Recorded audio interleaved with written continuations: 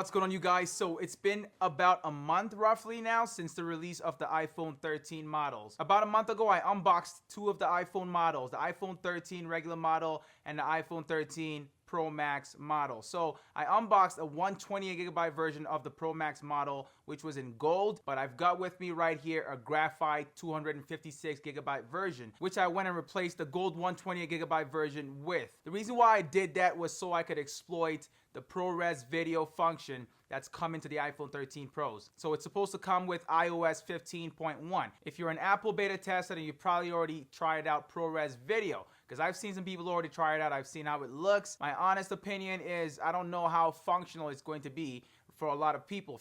I think it's going to work great for certain kinds of people, certain kinds of professionals that use the iPhone for, professional work and the likes. But for the regular or the casual user, I don't really see the point of Prores video. I don't see them actually using that feature often. In this video, I'm going to be giving my 1 month review of this phone. I use my phone a lot for most of my daily activities, ranging from my workout sessions, all the way to my actual work sessions when I do, a lot of editing videos, a lot of photo editing, uploading to social media. All those different kinds of things require me to have a phone like this. So when I record at the gym, I thought I was going to be using the cinematic mode a lot more.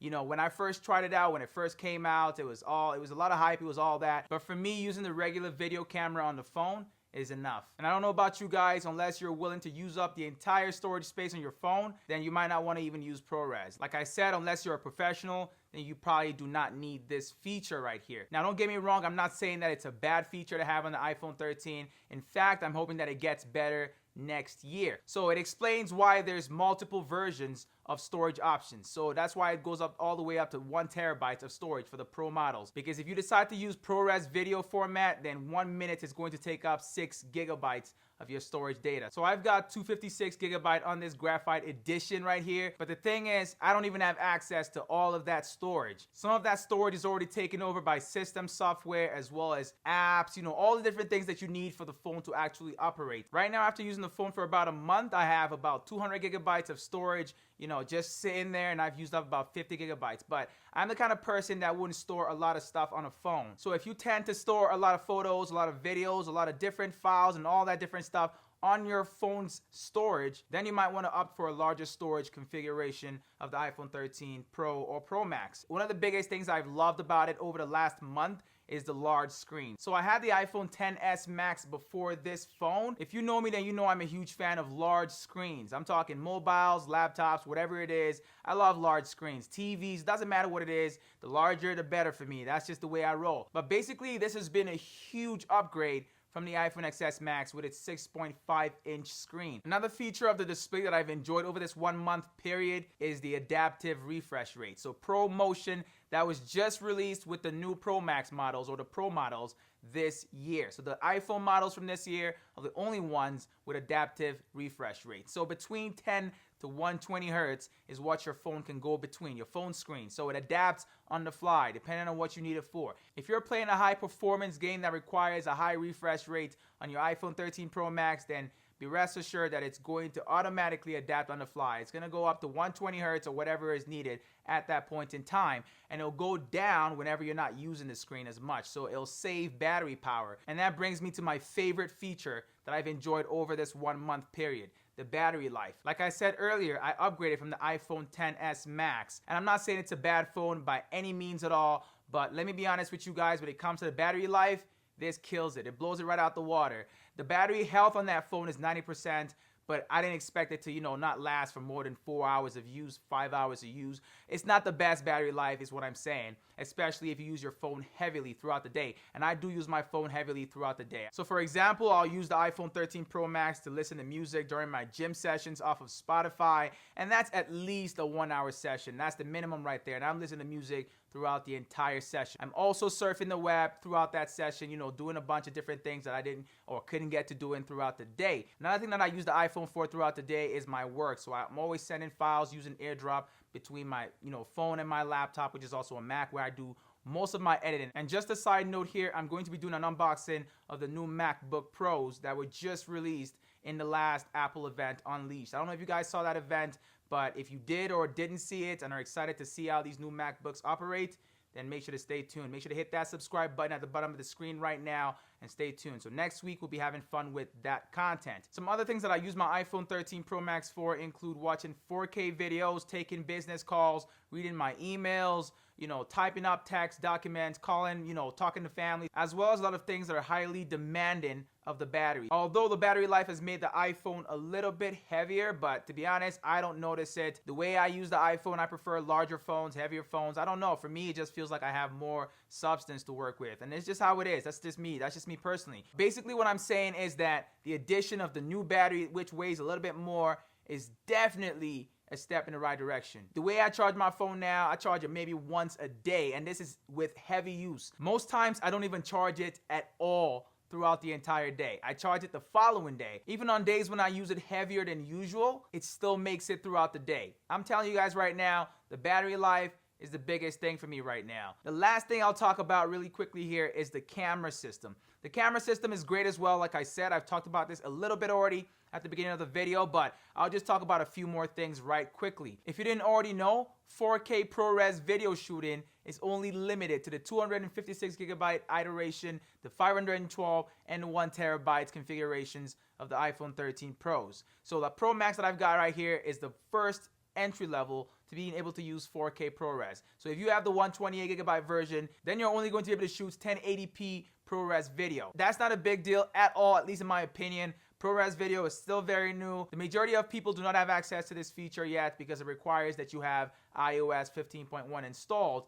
And well, it's not out yet, not fully, not for everybody. It's only out for beta testers, but once it's out, maybe we'll see more how best, to use ProRes video and how more people apply it. So we'll see. I'm going to be using it a lot more. I'm going to test it out. I'm going to see if it's actually worth it to get one of these higher storage iterations just to get access to 4K version of ProRes. Because if you're content shooting ProRes videos at 1080p, then what you get is less storage being consumed. So 1080p consumes only about a quarter of what 4K ProRes videos consume when it comes to storage. And you can also go for the 128 gigabyte iteration if you don't really care too much about the 4K ProRes video shooting. If you don't know what ProRes video format is, then what you need to know about it is that it gives you better editing options. So the files are not compressed, and that's why the files are larger. They're not compressed and reduced to a size that you can't edit. So it's great for people that, do a lot of edit work, do a lot of post-production, post-video editing, all that different stuff right there. You have more control over your editing. Color fidelity is maintained and it's not compressed. So if you edit videos a lot, you'll understand all that mumbo jumbo. But if you don't edit videos,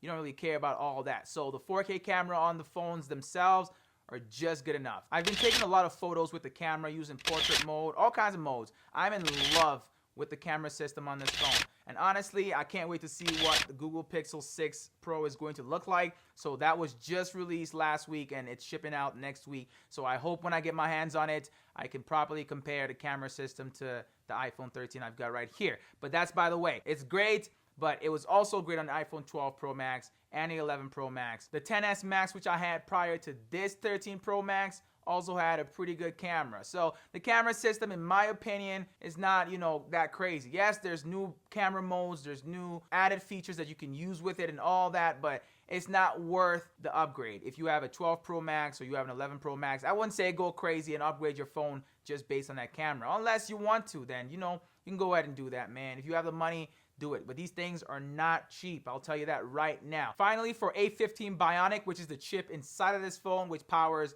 everything, that this phone runs. The speed, the processing power, all different kinds of things. So the A15 Bionic chip, I've noticed immensely. I've noticed how much faster my phone responds. Because coming off of the iPhone XS Max, I'll tell you right now, you'll notice a difference immediately. Immediately. I don't know about the 12 Pro Max to the 13 Pro Max, but I can confirm that from the XS to the 13 Pro Max is crazy. The speed is fast. It's a lot faster. Things are very responsive. Apps load up quicker. Everything is just smoother. And I know it's also because it's a newer phone. Next year, there's going to be another iPhone, and it just keeps going on and on and on and on and on. So we all know how this goes. But if you want to upgrade your phone every year, that's your decision. And if you want to upgrade your phone every 3 years, that's also your decision. All right, to sum it all up, this is a high-performance professional phone that honestly I've fallen in love with so far. It's been a month that I've used it for only. The price for the iPhone 13 Pro is $13.99. That's the starting price for the 128 gigabyte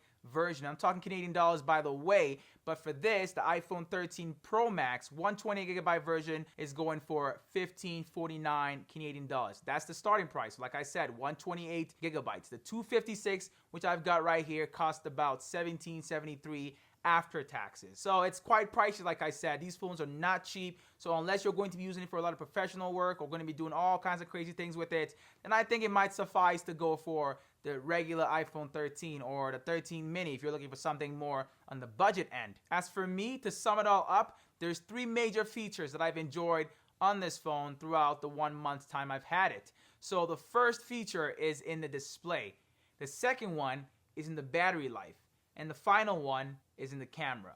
So right now, the battery life is number 1. It's my main feature. It's the one that I can always count on and the one that I'm really most impressed about so far.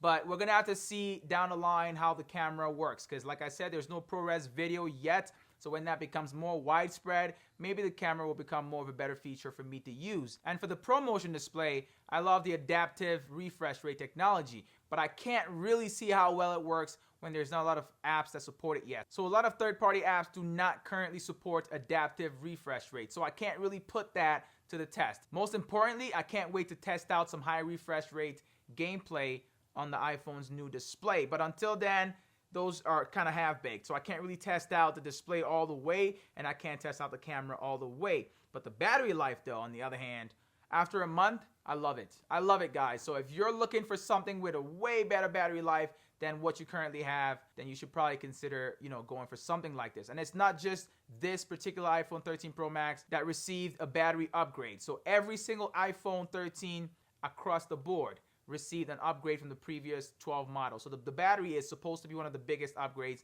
this year. So that's basically it for this one right here. Let me know what you guys think about the iPhone 13 Pro Max or the 13 Pro or any of the other 13s if you do have one or if you plan on getting one. Let me know what you think about the upgrades and how it's been working for you. Comment down below and let's start a conversation. If you enjoy the video, you already know what to do, man. I need you guys to go ahead and spam that like button at the bottom of the screen. Hit the subscribe button if you're new to the channel. And you already know how it is, man. I will catch you guys in my next video. It's Midas, and I'm out, y'all.